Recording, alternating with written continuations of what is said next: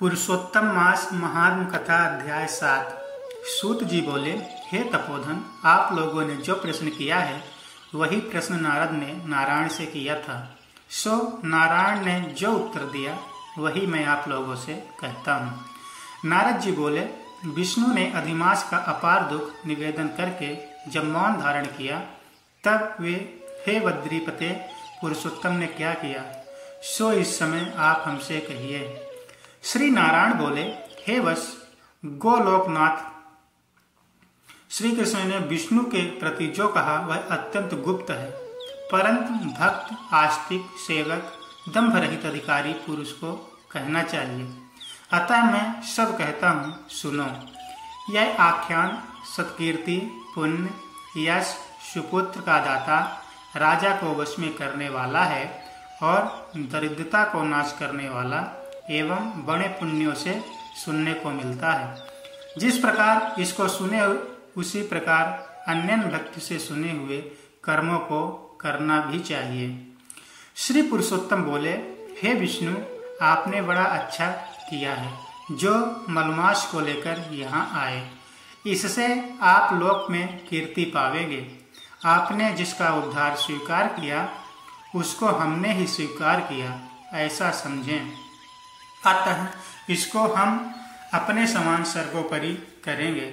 गुणों से, कीर्ति से, अनुभव से, खंडेश्वर से, पराक्रम से, भक्तों को वर देने से और भी जो मेरे गुण हैं उनसे मैं पुरुषोत्तम जैसे लोक में प्रसिद्ध हूँ। वैसे ही यह मलमास भी लोकों में पुरुषोत्तम करके प्रसिद्ध होगा। मेरे में जितने गुण हैं वे सब आज से मैंने इसे दे दिए। पुरुषोत्तम जो मेरा नाम लोक तथा वेद में प्रसिद्ध है वह भी आपकी प्रसन्नता का अर्थ आज मैंने इसे दे दिया। हे मधुसूदन, आज से मैं इस अधिमास का स्वामी भी हुआ। इसके पुरुषोत्तम नाम, इस नाम से सब जगत पवित्र होगा। मेरी समानता पाकर यह अधिमास सब मासों का राजा होगा। यह अधिमास जगत पूज एवं जगत से वंदना करवाने के योग्य होगा। इसकी पूजा और व्रत जो करेगा उनके दुख और दरिद्र का नाश होगा। चैताद्रि सब मास सकाम है, इसको हमने निष्काम किया है।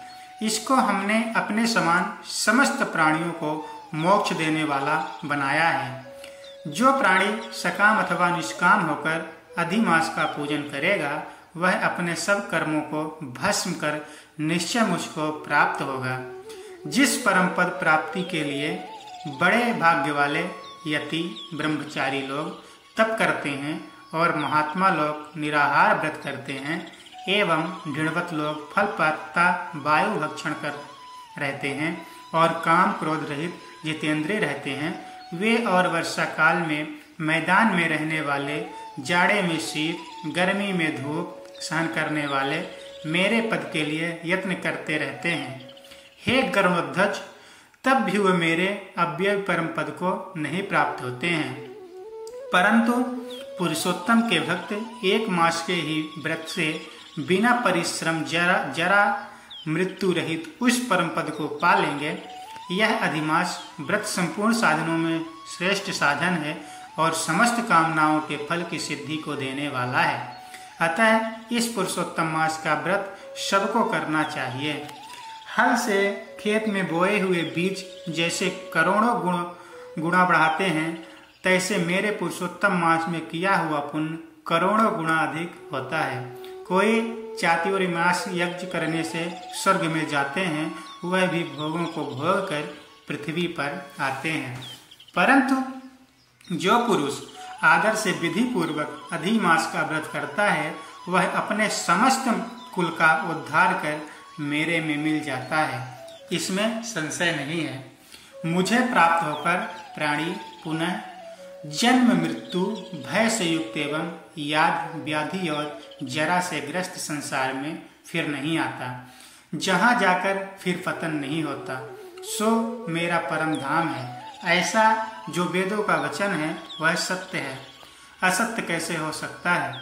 यह अधिमास और इसका स्वामी मैं ही हूँ और मैंने ही इसे बनाया है। और पुरुषोत्तम यह जो मेरा नाम है सो भी मैंने इसे दे दिया है। अतः इसके भक्तों की मुझे दिन रात चिंता बनी रहती है। उसके भक्तों की मन कामनाओं को मुझे ही पूर्ण करना पड़ता है। कभी कभी मेरे भक्तों का अपराध भी गणना में आ जाता है, परंतु पुरुषोत्तम मास के भक्तों का अपराध मैं कभी नहीं गिनता। हे विष्णु, मेरी आराधना से मेरे भक्तों की आराधना करना मुझे प्रिय है।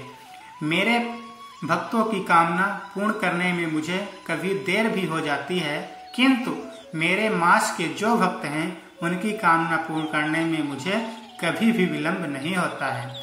मेरे मास के जो भक्त हैं वे मेरे अत्यंत प्रिय हैं। जो मनुष्य इस अधिमास में जप दान नहीं करते वे महामूर्ख हैं, और जो पुण्य कर्म रहित प्राणी स्नान भी नहीं करते एवं देवता तीर्थ द्विजों में द्वेष करते हैं वे दुष्ट अभागी और दूसरों के भाग्य से जीवन चलाने वाले होते हैं। जिस प्रकार खरगोश के सिंह कदापि नहीं होते, वैसे ही अधिमास में स्नान न करने वाले को स्वप्न में भी सुख प्राप्त नहीं होता है।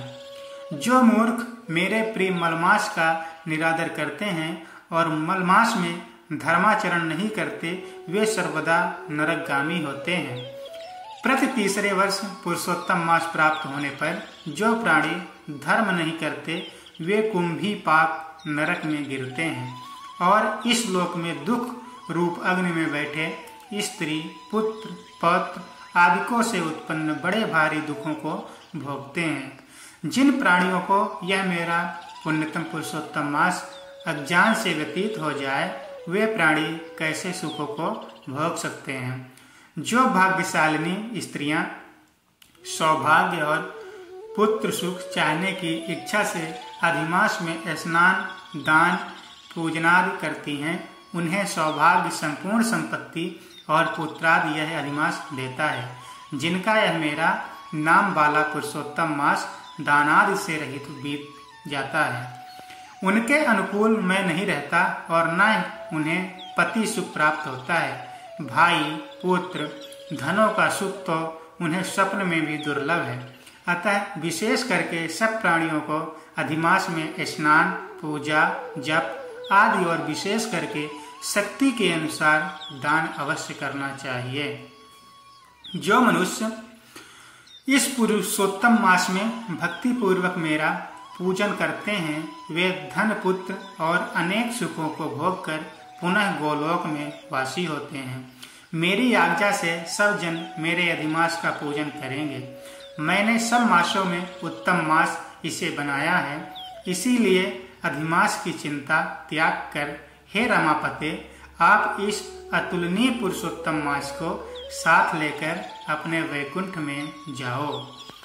श्री नारायण बोले, इस प्रकार भगवान श्री कृष्ण के मुख से रसिक वचन श्रवण कर विष्णु अत्यंत प्रसन्नता पूर्वक इस मलमास को अपने साथ लेकर नूतन जलधर के समान श्याम भगवान श्री कृष्ण को प्रणाम कर गरुड़ पर सवार हो शीघ्र वैकुंठ के प्रति चल दिए। इत श्री बृहंतराय तीरे पुरुषोत्तम मास में महात्मने सप्तमो अध्याय। जय जय श्री राधे जय जय श्री कृष्ण वासुदेवाय नमो नमः। जय श्री कृष्ण जय श्री राधे।